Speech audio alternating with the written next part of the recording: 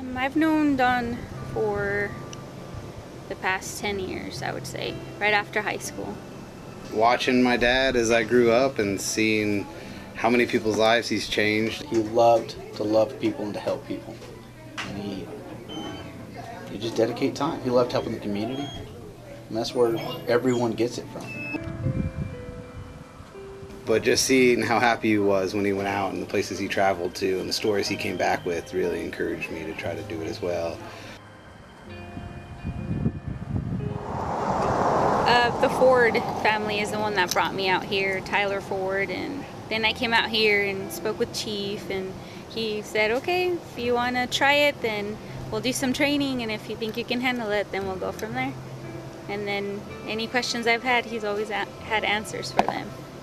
Coming out here as a junior member as well, whenever I was like 16 years old, getting to come and work on the trucks with him, ride on the trucks with him, going out to calls with him, that type of thing, just made you want to go and do that, you know, serve just the way he did, I guess. I would like to ride with him. He would just drive, and I'd do whatever hey, you're my firefighter, okay, let's go. I would say Don was very fatherly figure to everybody because we all started out so young. So outside of your parents and your family, you had this place, which became your second home.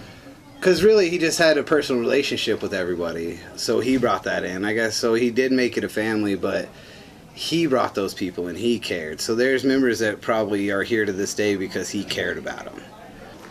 What things you wouldn't go to your parents for, Chief was there, and he just became, hey Dad, or hey Grandpa, you know, and whatever we wanted to ask him, he would just always guide us through, basically through life, through the good times and the bad times.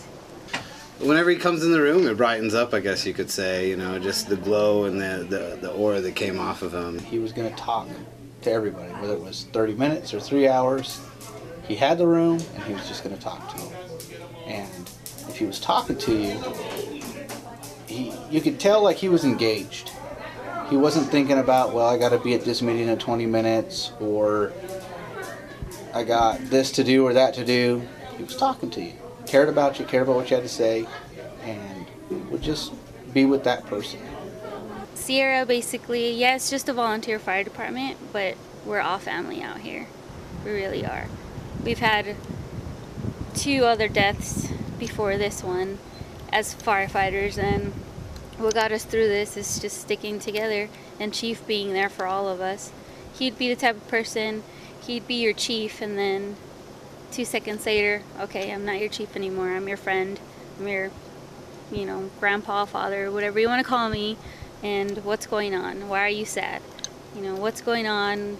Whatever problem you had, you would just go to him, and he honestly would make you feel like you were his best friend. He was everybody's best friend. That's why. I mean, he's lived in this town for years. And he was everybody's best friend. Everybody you talk to you right now, and you would feel like he was your best friend. And that's why everybody was there, and that's why everybody cared and tried to show support. And he did so much for the community. You just saw him and you just wanted to hug him. You know, everybody saw him and they saw Santa Claus, because he looked like Santa Claus. So everybody would always sit on his lap or just give him hugs, and basically, he was just so easygoing. Whether it was his businesses he started up, or working for OMI, or just going and helping people, doing Toys for Tots, playing Santa all the time, going to so many Christmas parties, sacrificing his Christmas Eve, you know, and going out and going to Christmas parties because he knows it would make kids happy. So, and that's kind of why I say everybody's here, is because he was always looking to help other people, but never asking for anything in return. The people that he's brought in and shown that they were worth, you know, they had a worth and they had something to give, have gone on to do incredible things throughout the community. He enjoyed firefighting, he enjoyed getting out, so it's something that's never going to stop. Even here at Sierra, his legacy is still going to continue. I mean, without him here at Sierra, this station wouldn't be what it is today. I mean, when he came along, I would call it, there was 1.5 stations is what I would call it. And now, what is there, Matt, 4? 4 stations? And he's created this great place where people can come and have an escape from their issues, their problems, and come out here and help in a way that they've never experienced before. What he tried to teach me a lot was to step up and be a leader. because I've been here for so long. Even though I'm still a little shy and timid, he would just tell me, you know what you're doing, and we've taught you everything you need to know. Just go out there, and all the young rookies install what we taught you. Is to go out there, fight fire, do it safely, and stay together as a family. The biggest thing I learned from him, or I'm still trying to learn, is patience. Because he was the most patient man, and so that goes with that engaging. He was so patient, and he would just wait and be patient and listen to everybody's problems, and that's what I'm going to try to continue on. It's just being that patient, listening, caring man. This station will grow and grow. We'll get more members, and every member will always know who Chief Ford was.